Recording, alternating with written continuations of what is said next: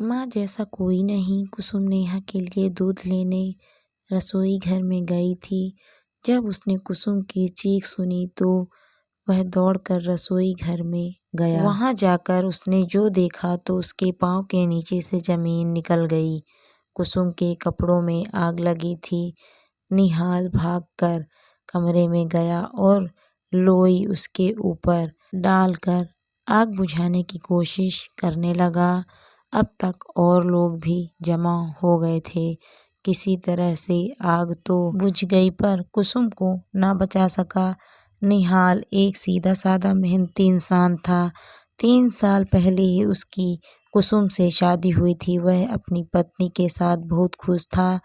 नेहा के जन्म के बाद दोनों और भी खुश थे। निहाल बस अपने काम से काम रखता था। उसने किस्तों पर एक कमरे वाला एक फ्लैट भी ले लिया था। वह अपने काम से ही मतलब रखता था। जिंदगी बड़ी अच्छे से चल रही थी। आज अचानक उस पर मुसीबतों का पहाड़ टूट पड़ा था। उसे कुछ समझ नहीं आ रहा था कैसे जिएगा। कुसुम के बिना छोटी नेहा का क्या होगा, यही विचार उसे खाए जा रहे थे। नेहा भी सहमी सी उसे देख रही थी और उसकी गोदी से ही नहीं उतर रही थी। अब तक कुसुम के माता पिता भी आ गए थे। उनके साथ उनकी छोटी बेटी मधु भी थी।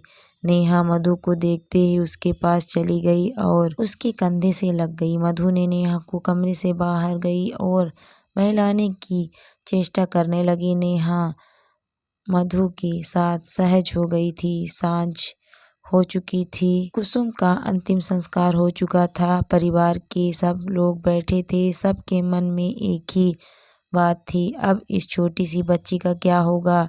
कुसुम 5 बहनों में से सबसे बड़ी थी। कुसुम के पिताजी की गांव में एक छोटी सी दुकान थी। कुसुम की मौत का उन्हें गहरा सदमा लगा था, पर अपना दिल कड़ा करके वे निहाल को दिलासा दे रहे थे। नेहा मधु की गोद में ही सो गई थी। अचानक कुसुम के पिताजी उठे और निहाल के पास आकर बैठ गए। उन्होंने बड़े प्यार से निहाल के सर पर हाथ फेरते हुए कहा, वे मधु को कुसुम की जगह पर नेहा की जिम्मेदारी देने को तैयार हैं। इसी में सभी की भलाई है।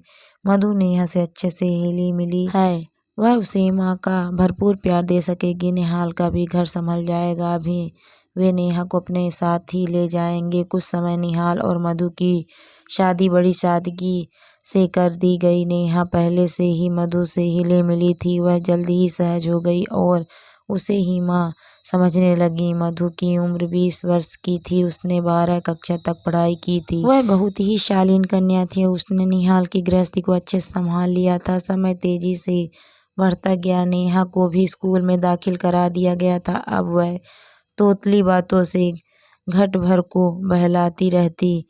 जल्द ही उसका अपना भी बेटा हो गया था। पर मधु के नेहा के प्रति प्यार में कोई कमी नहीं आई। वह उसे रोज स्कूल छोड़ने जाती और स्कूल से लेकर ही आती। उसकी हर जरूरत का ध्यान रखती। एक दिन उसे निहाल ने बताया कि उसकी दूर की एक बुआ जी जो हरिद्वार में रहती थी उनसे मिलने आ रही है। उन्हें निहाल के साथ हुए हादसे के बारे में कुछ भी पता न था। मधु से ये सुना तो कुछ सहम सी गई कि ना जाने वे क्या कहेगी, कैसा व्यवहार करेगी। उसे कुसुम की जगह पर देखकर पता नहीं बच्चों के सामने ही कुछ ना कह दे।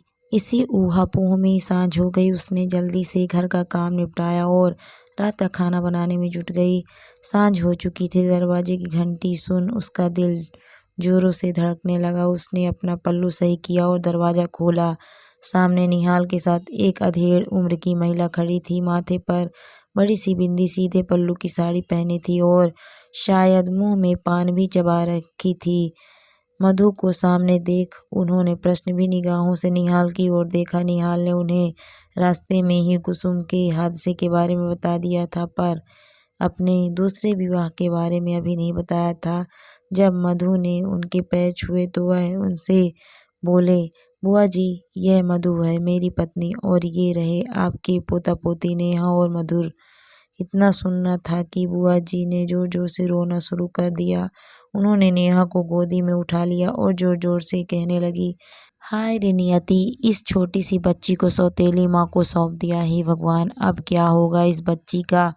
नेहा हैरान थी कि यह क्या हो रहा है। वह बुआ जी अपने छुड़ाकर मधु से लिपट गई। निहाल ने उन्हें बहुत समझाने की कोशिश की पर वे शांत ही न हो रही थी। निहाल उन्हें किसी तरह से शांत कर कमरा में ले गया था। बच्चे भी सहमे हुए थे। आखिर नेहा मधु से पूछने लगी, माँ, सौतेली माँ क्या होती है। मधु ने उसे सीने से लगा लिया और बेहताशा चूमते हुए कहने लगी, माँ बस माँ ही होती है, जैसे मैं हूँ तुम्हारी।